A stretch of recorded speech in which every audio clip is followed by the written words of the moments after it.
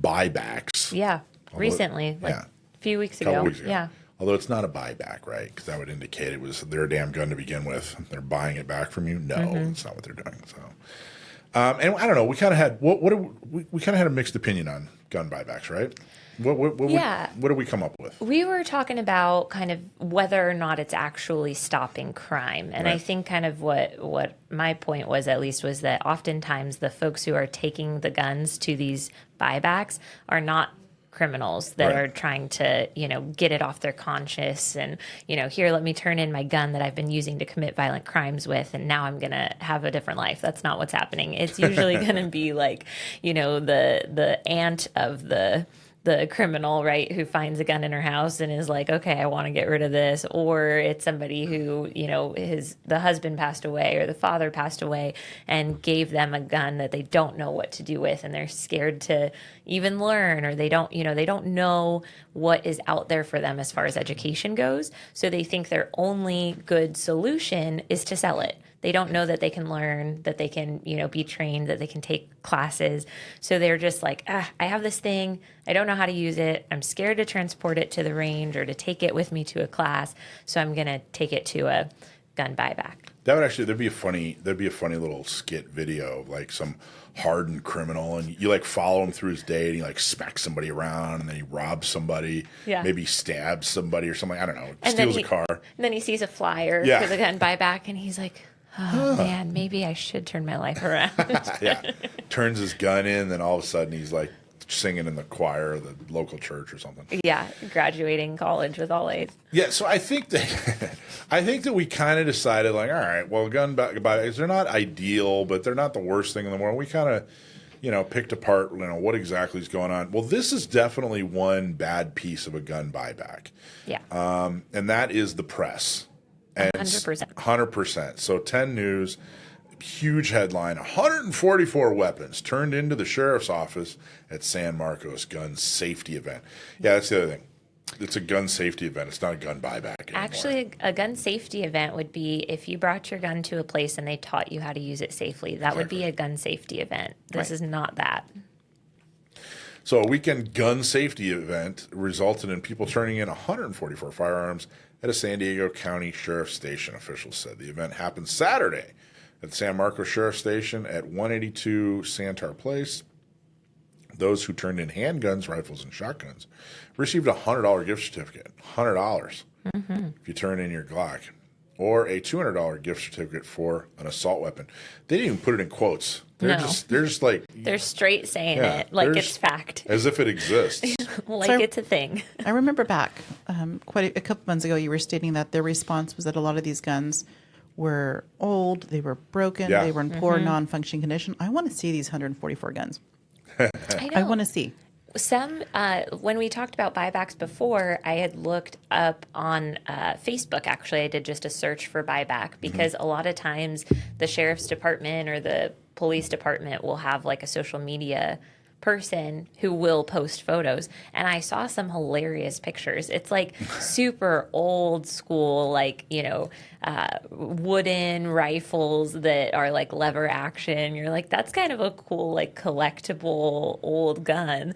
But yeah, I didn't see any, if we want to talk about the Glock thing again, I didn't see a lot of Glocks on the table. I didn't see a lot of guns that are used, for nefarious reasons. I saw some old like farm style, probably husband passed away, wife gets rid of the rifle that used to lean behind the door, that kind of thing. There was a website floating around a few years ago where a guy researched, okay, what is the minimum requirements for a gun? Like, what is the sheriff's department actually? And then he basically taught you, all right, go to Home Depot and buy like $14 worth of parts, put them together in this manner, and they'll consider it a gun. Yes. And then you can get your $100. So $14 turned it into $100. There was I don't know for sure this is true because I haven't looked into it, but I saw a headline that said that somebody in another state was 3D printing guns and was able to sell, like, to get them bought back. And they weren't they weren't real guns. They weren't functioning. They just looked really similar to guns, like replicas, basically 3D printed replicas. And it worked, and they were able to get money from like a few different police departments or sheriff departments or something before someone said, hey, you can't keep doing Not anymore. this. Yeah. I think that says something that they didn't realize what they were taking in. the buyback. 100%. What does that say about them? Yeah. Well, and there's two things. Number one, the reason these things are happening, they weren't initiated by the sheriff's department. They're actually initiated by the county, who implemented all these anti-gun things that we actually fought against and tried to stop. But they said, no, we're going to fund these. We can't fill potholes, but we can sure fund these gun buybacks and change the name to gun safety events and all this other BS, which is unfortunate. So that's point number one. And then point number two is one of the bad things about this is that it is bad PR. It's bad PR, for all of us, for gun owners, which is unfortunate. But the other thing is, 144 guns, and they did what? They do one every quarter or whatever there. Meanwhile, you got 600-700 people a month getting their CCW in San Diego. So don't be too discouraged. Focus on getting more people to get their CCW. Don't get too discouraged. We found some photos. These are the 144 Oh, really? from San Marcos. Oh, geez. Yeah. I can't even tell. Looks like a lot of old hunting rifles, and I've got a revolver that looks just like that. we do. The ones below look like they're don't even look like, broken.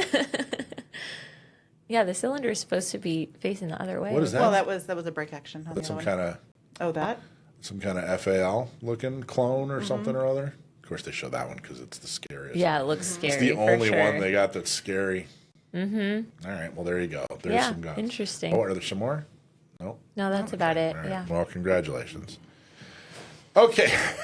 Congratulations. Yeah. Fantastic job. Congratulations to all these people who got $100 from the sheriff's department. So proud of you. We're all real proud of you. Justice Clarence Thomas says AR-15s are clearly arms under the Second Amendment under the Second Amendment's plain text.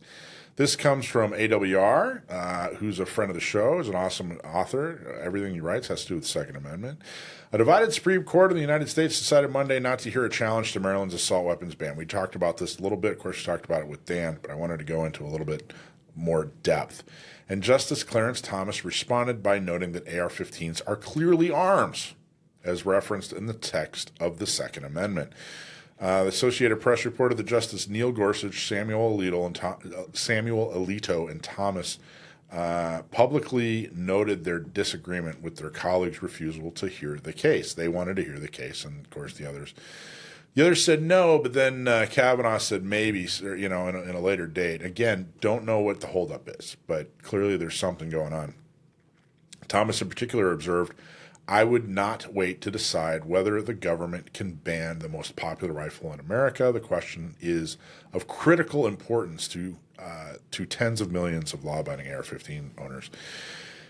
So I wanted to go into this a little bit more. I wanted to talk about this. I had a couple of conversations that were fantastic with people, but I really want to double down on the way people are talking about semi-automatic rifles, specifically ARs. We touched on it with Dan, but ARs, they're being called weapons of war. They are weapons of war, and that's the point. And I wanted to really explain and go into that because there's this narrative that's developed, and I don't think it's not accurate, but more importantly, it's not helpful. The difference between an M16 and or an M4 even, and a civilian AR there's no big significance. The difference between the two. Just the full auto. Yeah, and that's not a big piece of it, and people are making it sound like it's a big piece. They aren't totally different. They shoot the same ammo through the same barrels, braced by the same stocks, and using the same magazines, held together by the same lowers, with bolt carrier groups and fire control groups that are almost completely identical. Yeah, the AR, or excuse me, the military uses ARs that are semi-auto, and there's some arguing about that. It's not the most common AR. First off, you have to all of these AR patterns are AR patterns. An M4, an M16. What a civilian buys in a gun shop. That even an AR-10. These are AR pattern rifles. That's exactly what we're talking about.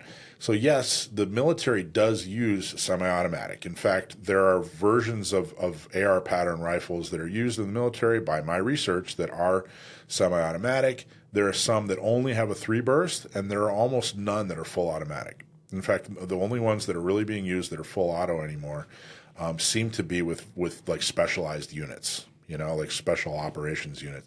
But we even talked to a SEAL who's on, Dev Group on SEAL Team 6. He's one of the, and he's an instructor. He's one of the most experienced in combat that we've ever had on the show.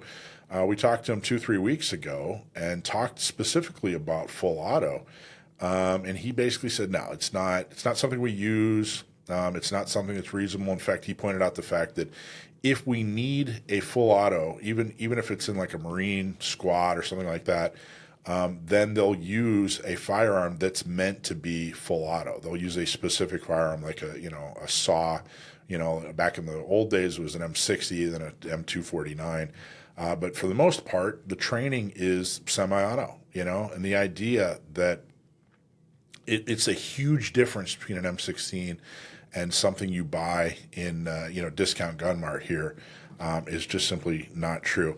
But hanging your hat on the fact that it's full auto, therefore making it extremely different, that's just simply it's a little bit misleading, because you can't buy a full auto not because of the military, but because of the NFA. It's not because the military uses full auto. It's because of the NFA in the 30s. In fact, civilians used to be able to buy full auto all the time. They could buy full auto Thompson machine guns. They could buy full auto BARs. They were readily available to the public, but then the NFA happened in the 30s, in an attempt to stop violent crime. So, that was based on crime. It wasn't based on the Second Amendment, and it wasn't based on the military use. It was based on the NFA. And the NFA was a tax. It wasn't even, technically a ban. It was just a prohibitive tax. They were trying to stop the use by making it too expensive. And the reason they went that, why didn't they just ban it? Well, because that was probably going to be considered unconstitutional, especially back in the 30s. Most models of firearms now and throughout history have not been full auto, and that goes for exactly what the military uses as well. They use all kinds of bolt-action rifles. They use all kinds of semi-automatic pistols and firearms. There's just no relevance. There's no relevance. So let's look at the Second Amendment. Why is this important? Why are we even going into this? Why is it hurting the argument that they're pointing out that, hey, these aren't weapons of war. They're completely and totally different from what the military uses. Well, let's look back at the Second Amendment. A well-regulated militia being necessary to a free state, the right of the people to keep and bear arms should not be infringed, right? So what's the reason for this? When you're looking at a law, it's essentially that's what this is. It's a law that prohibits the government, the Second Amendment. Well, what's the reason? Well, the stated reason is a well-regulated militia is necessary to the security of a free state. That's the reason they're writing this thing.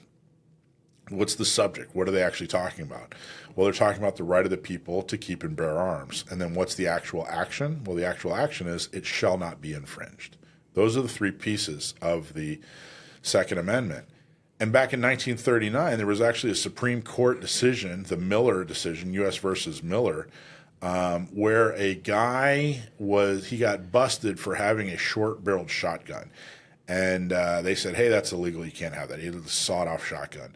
They took him to court, went all the way to the Supreme Court, and the Supreme Court said, look, this short-barreled shotgun can be banned because it has no military use. And obviously the Second Amendment, the whole purpose is to have a well-regulated militia. Well, if the purpose is to have a well-regulated militia because it's necessary to have a free state, and you're, presenting this firearm that has absolutely no militia use, then we can ban it, and that's why you can't have a shotgun that has a barrel, that's too short. That's where that came from. But the important part of that case is the fact that the Supreme Court, back before all the anti-gun propaganda came out, said, hey, look, the whole point of this is to have arms that can be used in a militia. The whole point of this Second Amendment is to have weapons of war. And I think part of the confusion is that they started this back in the 90s when they first started talking about how, an M16 is completely and totally different from an AR. It's completely and totally different from a civilian AR. It's nothing in common. It was the 90s, and these assault weapons bans were beginning, and they hadn't really thought out the strategy of, hey, how are we going to stop this? What exactly is the argument that we need to make? And they basically tried to kind of fool the other side into believing, like, look, these are nothing. Like, you're saying these are scary guns. They're not scary guns. They're small caliber. 223 is a very tiny caliber. And they're so completely different, from what the military uses. And that created a narrative. And I think that when people say today that this is not a weapon of war, what they're saying is, this isn't a weapon that the military uses widespread in war. Right. They're not saying that they're not understanding that it's still possible to use this thing in a war. Mm-hmm. It still has a use, and then it's funny if you look at, the same person that would say, oh, this AR that I bought at Discount Gun Mart, it's not a weapon of war. That's completely ridiculous. Then you go look at their Facebook page and they talk about how, hey, if anything, if anybody invades, I got my AR that I bought at Discount Gun Mart. Well, wait a minute. It can't be both ways. I mean, clearly this thing is a weapon of war. But two things that are really important to that is, number one is the government's military doesn't get to decide what I use in a militia. So just because the government's military says, hey, this is the type of weapon we're going to use, and then the government says, by the way, we don't want you buying that weapon, they don't get to decide what I consider and what I use, as a weapon of war as the militia. They don't get to do that. They don't have the authority. Some colonel that picks out, a weapon doesn't get to decide what I defend myself with. And number two, again, what they're saying is that it's not commonly used, that they use a slightly different variant of it. They really shouldn't, it's not accurate to say that it is not a weapon of war. What's accurate to say is this isn't the exact version of that weapon that we use when we go to war. Although, again, the distinction and the difference is so small. So I think it's important to understand that if you continue to make the case that an AR that you buy down at Discount Gun Mart or wherever your favorite gun shop is, if you continue to make the case that it's not a weapon of war, then you continue to make the case that it can be banned. Because if it's not a part of the well-regulated militia, then, that's necessary for a free state, then is it protected by the Second Amendment? And I think that's something we need to stop shying away from. Now, all that being said, there are tests that were set up by Heller. Heller basically said, hey, look, if this thing's common enough, then we can't ban it. And then Bruins, set up a whole new different test where they said, hey, look at the text and the tradition and the history, but above and beyond that, the court is absolutely going to look at this law. The 27 words, a well-regulated militia being necessary to a free state. And they're going to ask, well, what does that mean? And the answer can't mean, well, this doesn't count. This gun that you buy in the civilian market, it doesn't count. Okay, well, if it doesn't count, then why can't we ban it? If you're saying, if the analysis is that this is for a well-regulated militia, which is what they wrote, and we're banning this thing, and you're saying, yeah, this doesn't fit in with a well-regulated militia, then why can't they ban it? And we're walking into a buzzsaw. And again, it's not real accurate.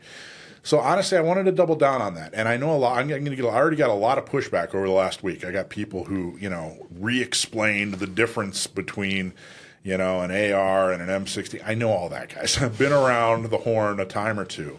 But what I'm saying is that we've developed this narrative that isn't accurate and isn't helpful, and we need to re-examine what we've been saying and stop, of course, being apologetic for being AR owners. because, like I said, the whole point is to own weapons of war. So what do you guys think? Am I off? Did I miss anything? Is there a hole in my argument, or what are your thoughts? No, I think it was a well-made argument for sure. I think one of the things that I hear a lot is gun owners trying to have it both ways. You know, you can't have it both ways, and I think you made that point very eloquently. Yep. You can't take and tailor and pick and choose. It is or it isn't. And if your argument is that it's not because it suits that circumstance of whatever it is you're trying to undo, you can't then later on in a different fight. It doesn't work. Yeah, it doesn't work. You got to pick a side. That's really the point. It doesn't work. If you try this tactic, like I said, you're walking right into a buzzsaw. You know. But anyway, I certainly don't think people are trying to do harm. This is just something that's kind of entered their narrative, or it's a narrative that's entered their universe, and they've kind of gotten used to explaining it that way. And I'd invite everybody to re-examine and really embrace the idea that, this is what you use as a militia. And oh, by the way, what you use in a militia is your choice.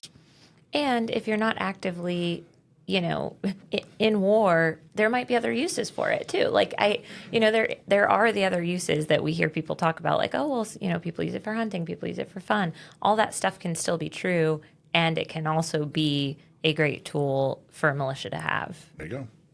Exactly right. Hey, thanks for watching Gun Owners Radio. I hope you loved that clip. Don't forget to like, subscribe, comment, and follow us on social media, and check out our website at gunownersradio.com.